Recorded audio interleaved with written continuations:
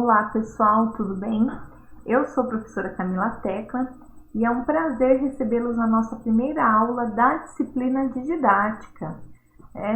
Eu estou da minha casa, recebendo vocês para que nós possamos discutir os assuntos referentes à didática. Mas para que nós possamos fazer isso, eu vou me apresentar para que vocês possam me conhecer um pouquinho mais. Bom, eu sou doutoranda em Educação pela Universidade Estadual de Maringá, na linha de Política e Gestão da Educação. Então, os meus estudos são em torno das políticas públicas para o ensino superior na modalidade de distância. Meu mestrado também é na Universidade Estadual de Maringá, na linha de História e Historiografia, onde eu também fiz os estudos das políticas educacionais, mas em torno da intervenção dos organismos internacionais.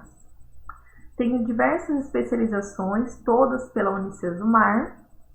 Então, a primeira em docência no ensino superior, depois EAD e as tecnologias educacionais, atendimento educacional especializado, gestão educacional, direção, supervisão e orientação, e por fim, docência no ensino superior, tecnologias educacionais e inovação.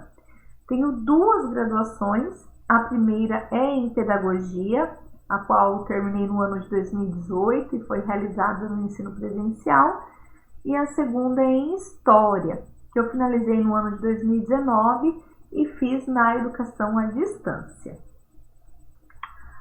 Bom, e para que nós possamos iniciar a didática, eu vou apresentar para vocês o plano de ensino, que é um documento muito importante e que está disponível lá no ambiente da disciplina de didática, na barra superior canto direito. Clicando no link, plano de ensino, você terá acesso ao plano completo em PDF, onde você poderá consultar a carga horária, ementa, objetivos, toda a organização do conteúdo por unidades, a avaliação, as referências básicas e também complementares, para que a gente possa discutir, no início dessa nossa aula, eu trouxe para vocês a ementa. Então, nós vamos ler quais os conteúdos que constam na ementa da disciplina. Então, o estudo das concepções didáticas e suas influências no processo de ensino e aprendizagem, pressupostos que orientam a prática docente em seus aspectos, planejamento e avaliação, produção de conhecimentos, tendências pedagógicas e modelos didáticos, o estudo e reflexão dos pressupostos teóricos e práticos que subsidiam a ação docente, elementos didáticos, processos de ensino e aprendizagem. Então, o foco dos nossos estudos será a teoria que embasa os modelos e as tendências didáticas, a avaliação, planejamento e execução, e tudo que envolve a ação docente quanto ao processo de ensino e aprendizagem. Vocês verão que nós falaremos muito sobre ensino e aprendizagem no decorrer dessa disciplina. E eu trouxe para vocês também os objetivos. Então, o primeiro objetivo é propiciar a reflexão-ação da prática pedagógica mediante constante estudo do referencial teórico-metodológico. Nós vamos falar sobre os principais teóricos da história da educação e da didática nesses nossos estudos. Reconhecer a importância da interação professor-aluno para o processo de produção de conhecimento. Então, falaremos bastante de mediação e interação. Compreender os fundamentos e os pressupostos teóricos e metodológicos da didática em suas diferentes dimensões e contribuições para a formação docente. Nós vamos falar das teorias que embasam as tendências pedagógicas e que norteiam a função da escola e qual é o cidadão que nós queremos formar dentro das instituições escolares. Também estabelecer uma reflexão crítica e analítica entre a ação educativa e o processo de ensino-aprendizagem. Então, refletir criticamente sobre as teorias que embasam o processo de ensino-aprendizagem, como elas se desenvolvem e como elas avançam no decorrer da história da educação e como isso influencia no processo de ensino-aprendizagem. Possibilitar análises, discussões e reflexões sobre os princípios e paradigmas que integram o contexto da relação de ensino e aprendizagem na escola atual. Então, o nosso recorte histórico será lá do final do século XIX até os dias atuais. E, por fim, quanto à formação geral, auxiliar o aluno em sua formação cultural e política, incentivando ao conhecimento de fatos fundamentais da sociedade contemporânea, entre outros problemas. Então, todos esses aspectos serão englobados nas nossas discussões com relação à didática. E aí eu vou perguntar para vocês: você já ouviu ou falou as seguintes afirmações? Vamos lá. Esse professor não tem didática. Ou esse professor sabe o conteúdo, mas não tem didática. Estas afirmativas são corriqueiras e a maioria de nós já disse, ou enquanto aluno da educação básica ou ensino superior e relacionado ao processo de ensino-aprendizagem. Mas aí eu questiono vocês: o que é didática? O que é esse que falta no processo de ensino do professor e que influencia na aprendizagem dos alunos? Para que nós possamos responder a esse questionamento, que parece ser muito simples, mas na realidade ele é envolto de complexidade e necessita de muito estudo, é que eu trouxe para vocês a organização da nossa disciplina. Então, como que nós vamos nos organizar? Nós teremos, então, 4 aulas e eu trouxe o cronograma de estudo para cada uma das aulas, a fim de que vocês possam acompanhar no livro da disciplina os conteúdos que serão discutidos em cada uma delas. Então, hoje, na nossa primeira aula, nós vamos falar sobre a unidade 1, Fundamentos Históricos e Filosóficos da Didática. Então, nós vamos falar lá desde quando o termo didática foi cunhado, depois como a didática se estabelece aqui no Brasil e como ela se deu, né, até ali o final do século XIX. Então, nós vamos falar sobre os métodos, os principais métodos didáticos que foram trabalhados no Brasil também no período imperial. Depois, na aula 2, nós vamos falar sobre a unidade 2, Tendências Pedagógicas. Aí nós vamos trazer quais são as teorias e as tendências pedagógicas desde o final do século XIX até os dias atuais. Na aula 3, nós vamos falar sobre a unidade 3 e 4. Então, planejamento de ensino e execução do planejamento. Nós vamos falar sobre os principais aspectos que envolvem tanto o ato de planejar, quanto também a execução desse planejamento em sala de aula. E por fim, na nossa última aula, nós vamos tratar da unidade 5, avaliação, que apesar de estar ali, né, no último tópico de ser a discussão da nossa última aula, ela envolve todo o processo de ensino e aprendizagem e deve fazer parte de todo o processo de ensino e aprendizagem desde o primeiro momento. Então, na aula de hoje, nós vamos começar pelos fundamentos históricos e filosóficos da didática. Vamos lá? Bom, o termo didática foi instituído pelo teórico João Amós Comênios na obra Didática Magna que significa a arte de ensinar. Então, Comênio foi um filósofo intelectual que viveu no final do século XVII e que estudou e cunhou o termo didática, além de escrever a Didática Magna, que é a principal obra da história da educação. E como que ele viveu? Quando? Onde? Comênio, então, ele viveu no período de 1592 a 1670. Era um período em que a sociedade passava do feudalismo para o modo de produção capitalista, um período bem conturbado em que a sociedade estava se desestruturando do modelo feudalista e se reestruturando num novo modelo de produção.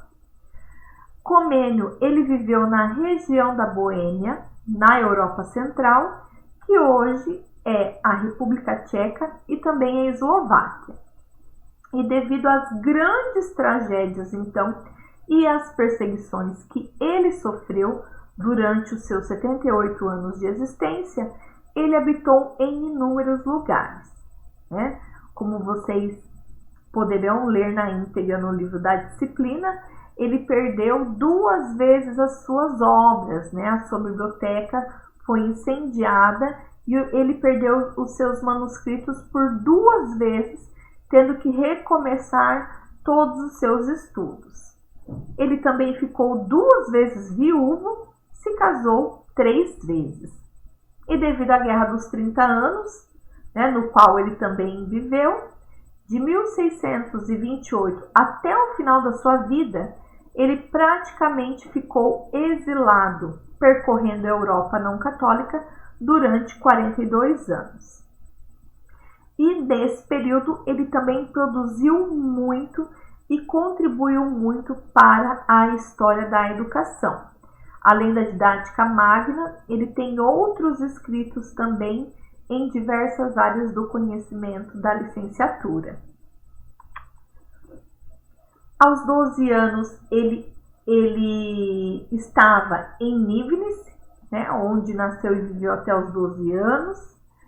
Aos 16 anos, ele concluiu seus estudos secundários e aos 20 anos ele foi estudar teologia, a sua primeira formação. A sua inquietação sobre a melhor forma de ensinar e também de aprender surgiu nos estudos do latim, onde os alunos eram forçados a estudar de forma desordenada e distante da realidade. Então, foi a partir da sua vivência enquanto aluno que Comênio percebeu como os estudos eram desorganizados e distantes da realidade, ou seja, não faziam sentido para quem aprendia. Então, os seus estudos o aproximaram da vida espiritual e possibilitaram que ele refletisse sobre autores que marcaram profundamente os seus pensamentos, como Bacon e Heidegger, que elaboravam novos métodos valorizando a experiência do aprendiz. Então, foi a partir dos autores que ele também estudou e que marcaram os seus pensamentos que ele se propôs a pensar e a elaborar uma nova forma de se ensinar. Comênio chamava a sua obra de magna, pois dizia que não queria uma obra restrita, mas sim universal. Defendia que a escola deveria ensinar tudo a todos. Isso devido ao período histórico que ele também vivenciou. Claro que o seu pensamento estava atrelado àquela nova sociedade que se formava, com o modo de produção capitalista, e que necessitava também da formação de novos sujeitos e de uma nova sociedade. Por isso, o Comênio ele organizou a didática, ou uma nova forma de ensinar, em 4 níveis. Primeiro, com a escola materna, de 0 a 6 anos de idade. Depois, a escola vernácula, de 7 a 12 anos de idade, seguindo da escola latina, de 13 a 18 anos de idade, e por fim a Universidade Viagens, a partir dos 19 anos de idade.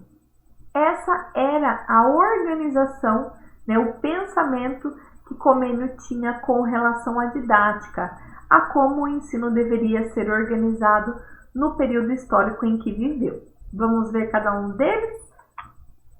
Então, a escola materna, que deveria compreender de 0 a 6 anos de idade, é o lar, considerada a primeira escola da criança.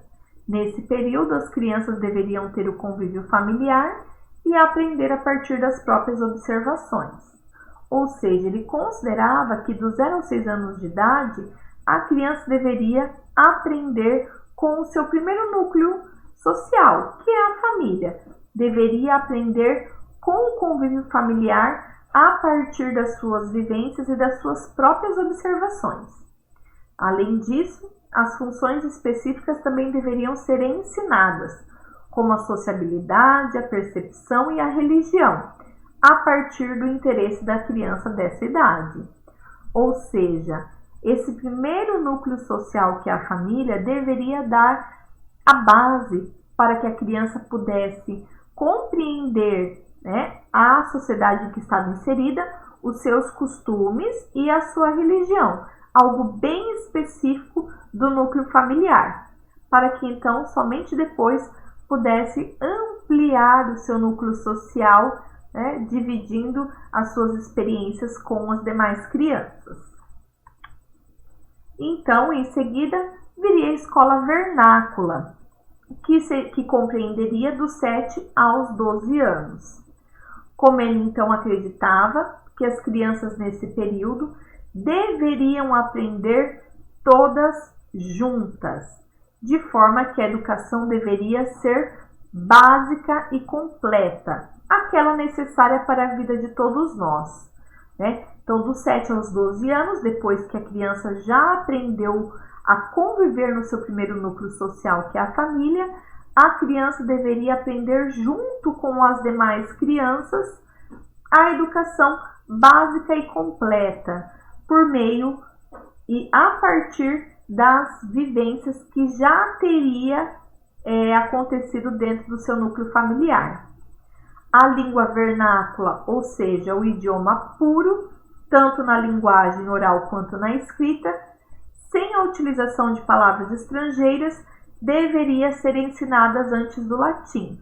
Então, ele também defendia que a linguagem da criança, a língua materna, pura, básica, deveria ser ensinada e bem ensinada antes que a criança pudesse adquirir outras linguagens e também o latim. As crianças deveriam treinar os sentidos, a memória e a imaginação, desenvolvendo cognitivamente, que seriam os aspectos essenciais para o bom desenvolvimento do indivíduo e sua humanização.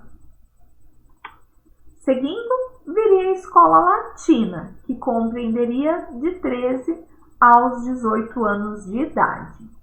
Então, essa escola latina, segundo Comênio, ela deveria ser destinada a desenvolver nos meninos. É bom frisar isso. A formação para alcançar os graus mais elevados do saber, independente da sua condição social.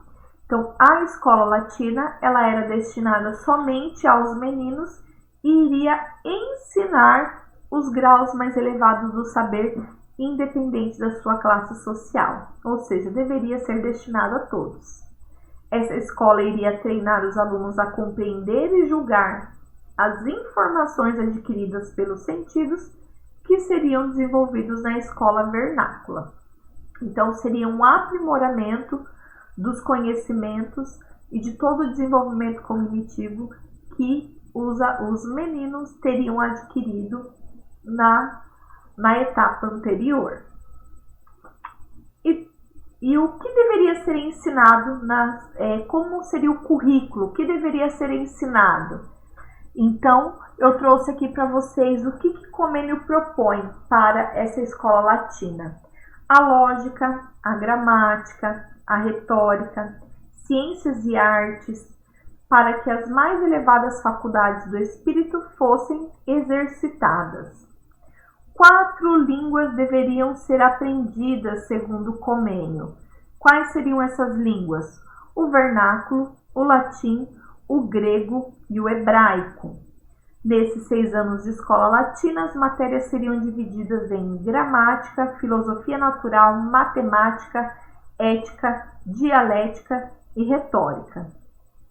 Um currículo bem complexo, né, e com um desenvolvimento global do indivíduo.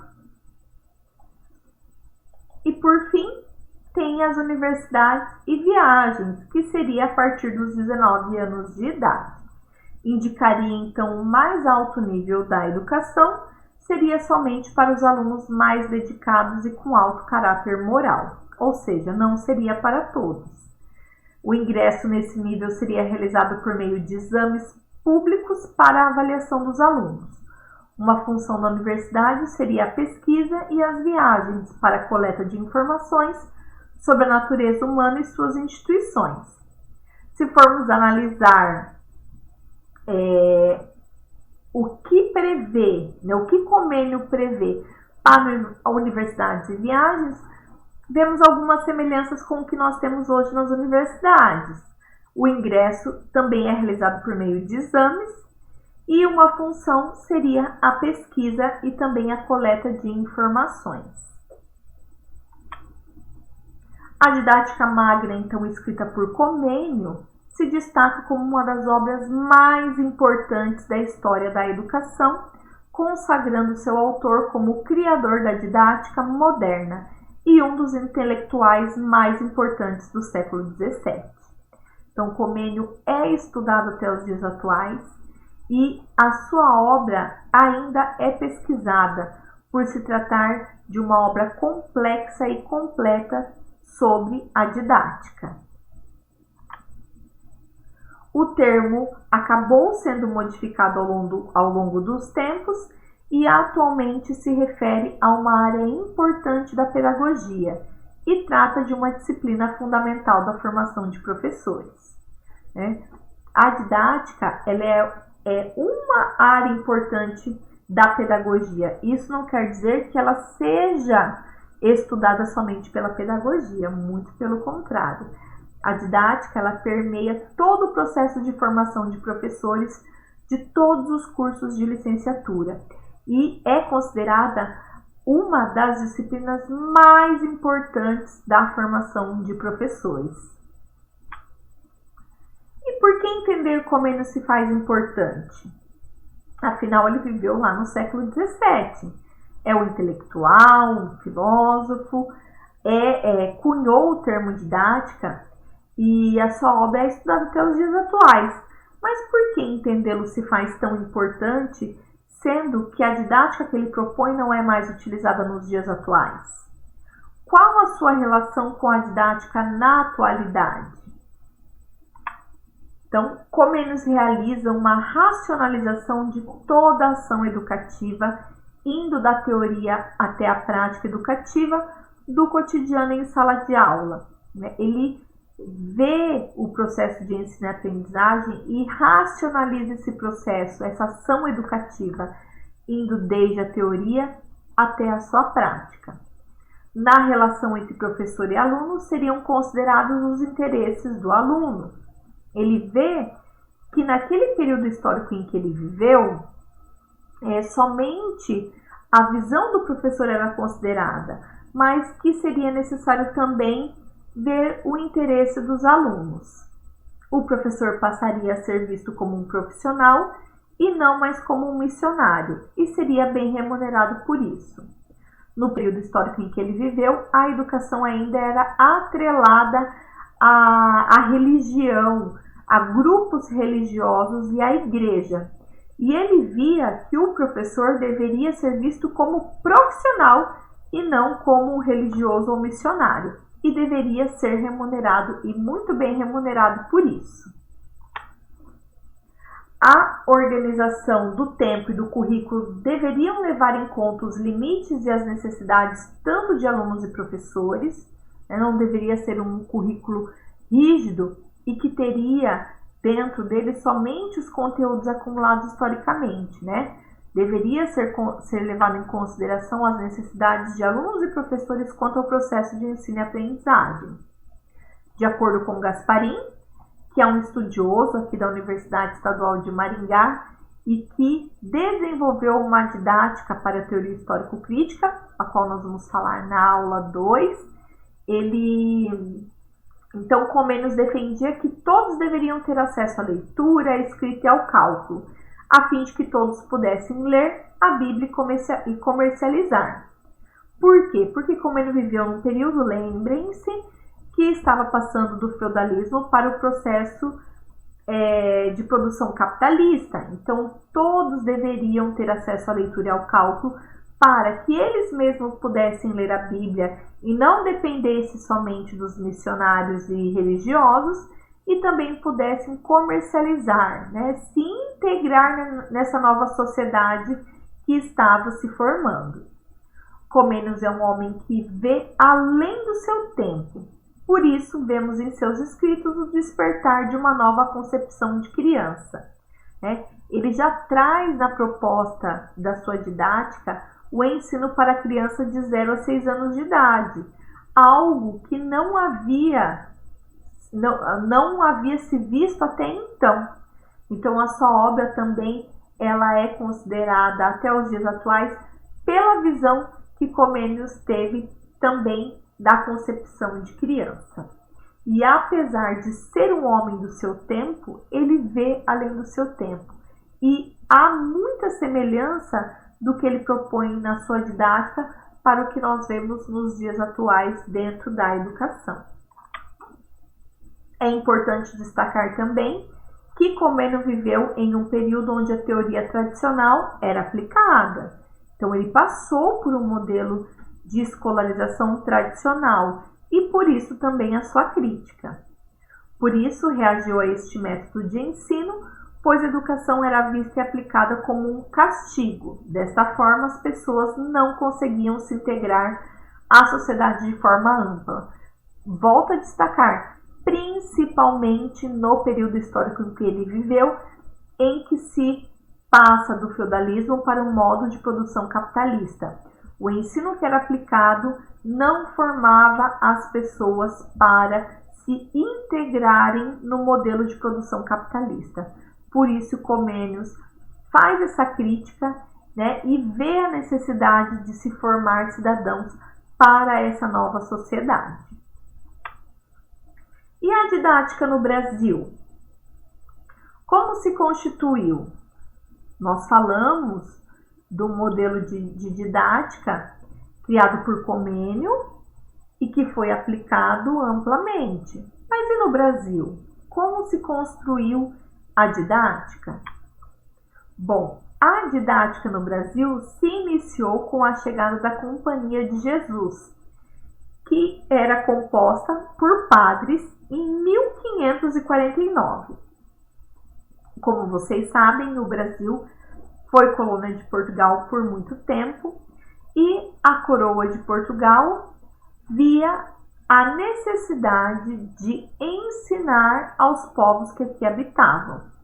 Por isso, mandou a Companhia de Jesus, que era composta por padres que, além de educar, né, os nativos aqui do Brasil, também ensinava a religião. Eles trouxeram um plano de estudo que foi elaborado por Inácio de Loyola. Esse plano de estudo se chamava Ratio Studiorum e era utilizado em todas as escolas da Companhia de Jesus. Aqui no Brasil, esse Ratio Studiorum vigorou até 1552. No que consistia esse documento, então, da Companhia de Jesus? Ele padronizava o ensino em todas as escolas da Companhia de Jesus, as quais estavam localizadas em todos os continentes do nosso mundo. Apresentava os métodos que os padres deveriam utilizar para o processo de ensino e de aprendizagem. Orientava os professores em como organizar as aulas. Então, era um manual também em que orientava o professor em como ele deveria organizar a sua aula. E qual era o objetivo desse documento? Era propagar a cultura europeia em todas as escolas, em todos os territórios em que a Companhia de Jesus atuava, e também que o catolicismo permeasse esses territórios, principalmente a nova terra, que era o Brasil. É importante destacar que nesse período nós temos um movimento muito grande na Europa de contra-reforma, e um dos motivos da Companhia de Jesus também propagar o catolicismo era fazer com que essa fé cristã conseguisse sobreviver a este período. E quando houve o fim da atuação da Companhia de Jesus, então a Companhia de Jesus ela acabou sendo expulsa aqui do Brasil pelo rei Clemente XIV no ano de 1773, por dois motivos principais. Quais eram esses motivos? O primeiro foi um motivo político ideológico. Então, a Companhia de Jesus havia se tornado um empecilho aos interesses da coroa, né? A coroa portuguesa havia interesses aqui no Brasil, e a educação que era propagada pela Companhia de Jesus já não interessava mais a essa coroa. E também um motivo educacional, como Portugal havia intensificado, né, e vindo se instalar no Brasil, houve a necessidade da formação de novos sujeitos. Por quê? Porque a coroa portuguesa queria a formação de uma sociedade burguesa e não mais de uma sociedade cristã. Então, a educação da Companhia de Jesus já não atendia mais aquilo que Portugal esperava para o Brasil. Mesmo assim, após a expulsão, os métodos e escolas se mantiveram. Temos escolas jesuítas até os dias atuais no Brasil. Poucas escolas, e a maior parte delas localizadas no Rio de Janeiro e em São Paulo. Elas funcionam até os dias atuais. Posteriormente ao fechamento, então, da maior parte das escolas jesuítas, foram identificados no Brasil vários métodos que foram utilizados para o processo de ensino e aprendizagem. Aqui, para os nossos estudos, eu trouxe 3 que nós vamos destacar, que é o método individual, o método Lancaster e o método simultâneo. Por que só esses 3? Que foram os métodos amplamente divulgados em todo o território nacional. Como eu disse, isso não quer dizer que não houveram outros. Há registros, né, nos estados e nos municípios da utilização de outros métodos, mas eles foram utilizados pontualmente em algumas religiões e por um período bem curto. Os que mais se destacaram estão aqui e nós vamos ver as suas características agora. Vamos lá? Nós vamos iniciar pelo método individual. Como que é esse método individual? Ele é um método que possui a característica de cada professor atende um aluno. Então, no processo de ensino e aprendizagem, envolveria somente o professor e o aluno. A realização de atividades era para aprender o que foi ensinado. Então, o professor atendia um aluno por vez, passava as instruções com relação aos conteúdos e o aluno realizava as atividades para provar que ele de fato havia compreendido a instrução do professor com relação ao processo de aprendizagem. A priorização era na leitura Então, era priorizado o processo de ensino e de aprendizagem da leitura nesse momento. O ensino era doméstico, então acontecia dentro das residências, né, em casa, e é considerado o método mais antigo para o processo de ensino. Então, um professor e um aluno. E eu questiono vocês aí do outro lado da telinha. As características deste método, ela se assemelha muito a qual relação que nós temos professor-aluno nos dias atuais? O professor atende um aluno, atende em casa, aluno realiza as atividades, depois do processo de aprendizagem. Qual relação professor-aluno é bem próxima dessas características? As aulas particulares. Quem respondeu isso respondeu certo. Então, é muito próximo dessas características, onde o professor particular hoje atende um aluno de cada vez. Pode acontecer esse atendimento dentro de casa ou em lugares específicos onde também o professor atende só o aluno, e o aluno possui listas de atividades para serem realizadas a fim de fixar o conteúdo. Vamos lá para o próximo método. O próximo método é o método Lancaster. Esse método ele foi criado por Joseph Lancaster, que viveu no ano de 1778 até 1838, e também por Andrew Bell, que viveu de 1753 a 1832. Mas esse método ele chega no Brasil e ele é implantado somente por volta de 1820, né? Ele foi adotado como o método para o processo de ensino e aprendizagem nas escolas do Império. O método Lancaster, ele é o primeiro método que aparece nos documentos oficiais do Império, né? Quando o Império organizou o processo de escolarização no Brasil, registrou isso por meio de documento, o método Lancaster foi o primeiro método que apareceu nesses documentos oficiais sobre a educação no país. A primeira escola de ensino mútuo, ou método Lancaster, vocês podem encontrar com essas duas nomenclaturas na bibliografia, na literatura e nos estudos. Foi criado em 1º de março de 1823. Então, a primeira escola de ensino mútuo no Brasil, no período imperial, foi criada em 1º de março de 1823.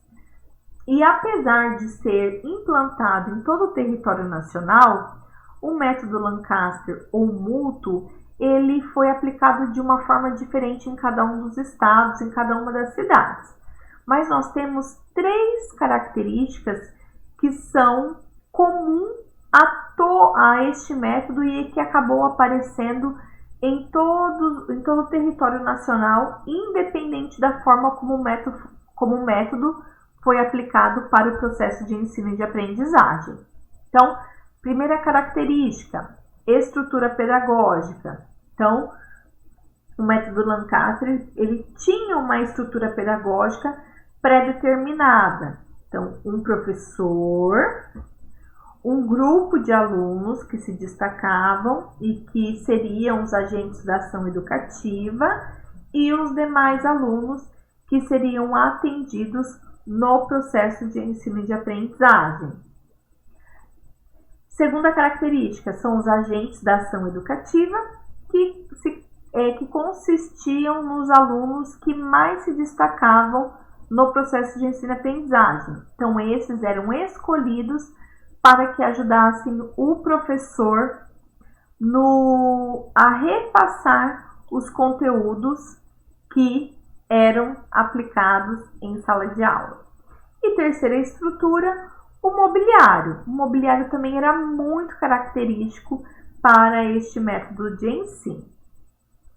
E eu trouxe aqui para vocês um pouquinho das imagens, que também vocês vão encontrar lá no livro didático. Então, vamos lá. Essa primeira imagem, ela ilustra bastante como esse método era organizado. Então, nós temos aí amplos galpões que comportavam aí cerca de 200 alunos. Esses alunos, eles eram divididos em grupos e estavam aí voltados para uma lousa onde um agente da ação educativa repassava então o conteúdo que foi direcionado pelo professor. Então, nós temos aí vários grupos de crianças que estavam repassando os conteúdos.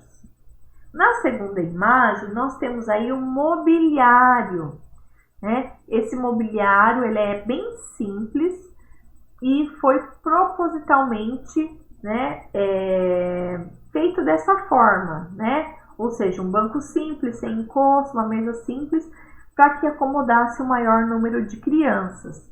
Então, esse mobiliário era utilizado somente para a realização dos estudos relacionados à matemática. Então, quando os alunos iam estudar, né, fazer cálculo, então eles se sentavam nesse mobiliário e fariam ali o processo de aprendizagem dos conteúdos matemáticos.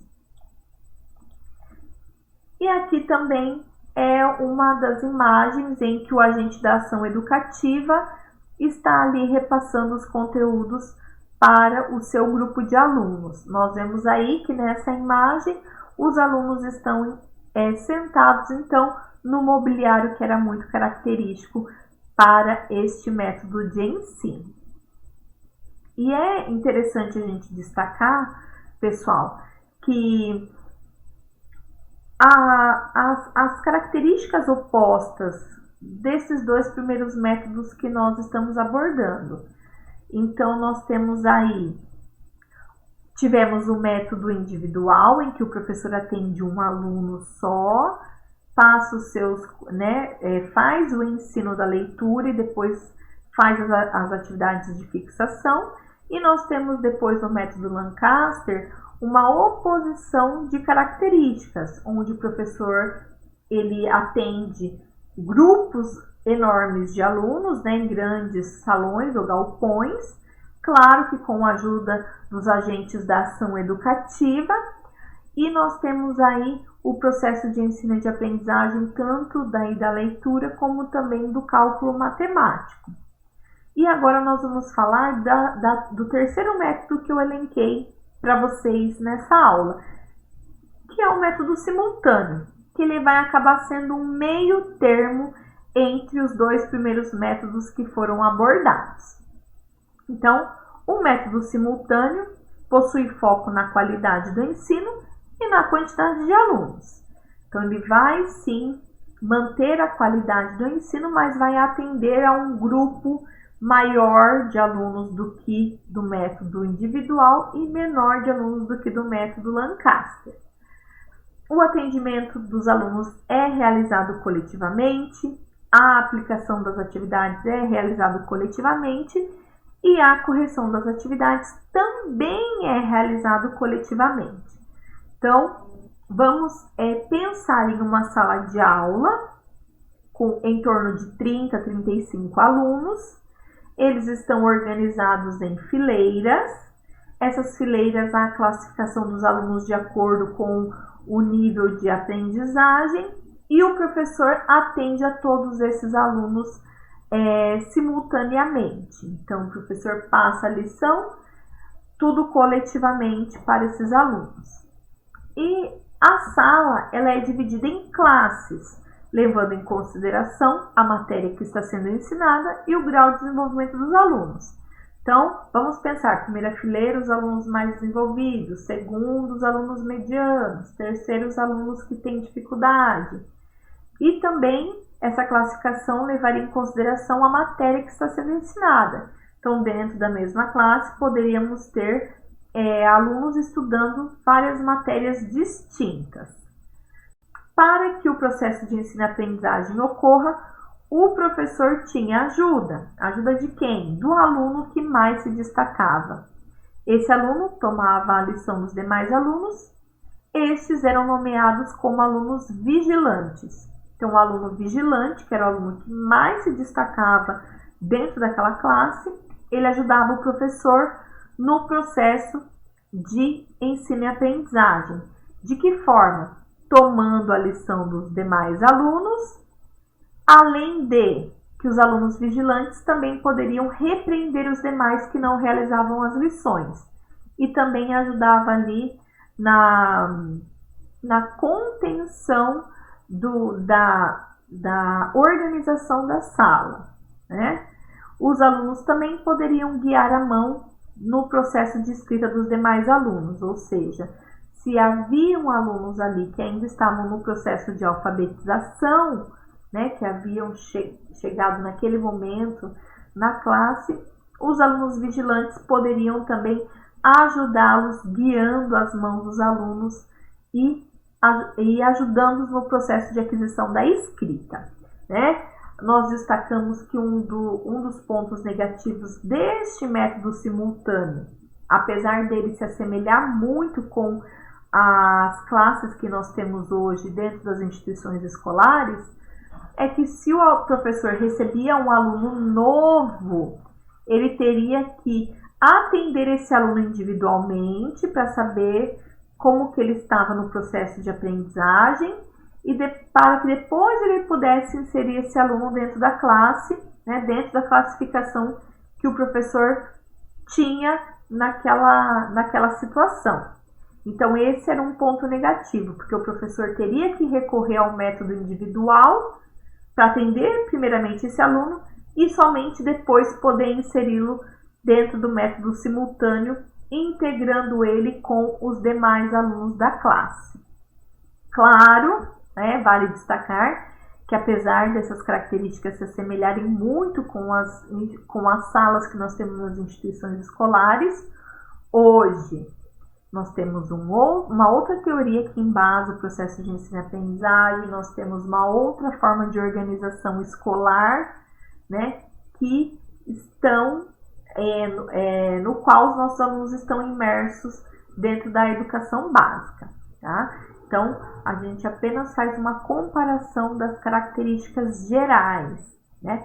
Para também perceber como a educação vai se estruturando e como ela vai se modificando a partir das necessidades e da evolução da própria sociedade, né? Se antes um professor só dava conta de um aluno no método individual, porque poucos tinham acesso a essa educação, depois houve a necessidade do método Lancaster, em que essa educação era ampla e tinha que abarcar todos os alunos. E depois, posteriormente, nós temos a reorganização dessa educação, porque um professor só não consegue atender 200 alunos de uma vez. Então, nós temos aí uma reorganização do processo educativo, né, partindo, é claro, da necessidade da própria sociedade. E é isso que nós vamos continuar vendo nos nossos estudos. Bom, o nosso conteúdo sobre os fundamentos da didática nós já encerramos na aula de hoje. E na próxima aula nós vamos falar sobre tendência pedagógica, que também é um assunto muito gostoso de se abordar. A tarefa de vocês é ler a unidade 2 do livro da disciplina de didática, fazer as anotações, as perguntas e as dúvidas para que nós possamos então tirá-las e construir os conhecimentos de vocês com relação a essas tendências pedagógicas. Nós vamos falar na próxima aula das tendências que foram utilizadas desde o final do século XIX até os dias atuais, passando também pela importância da mediação do professor no processo de ensino e de aprendizagem, tá bom? Eu espero todos vocês na nossa próxima aula para que nós possamos construir então os nossos conhecimentos. Um forte abraço e até lá! Do meu jeito, no meu tempo, em qualquer lugar.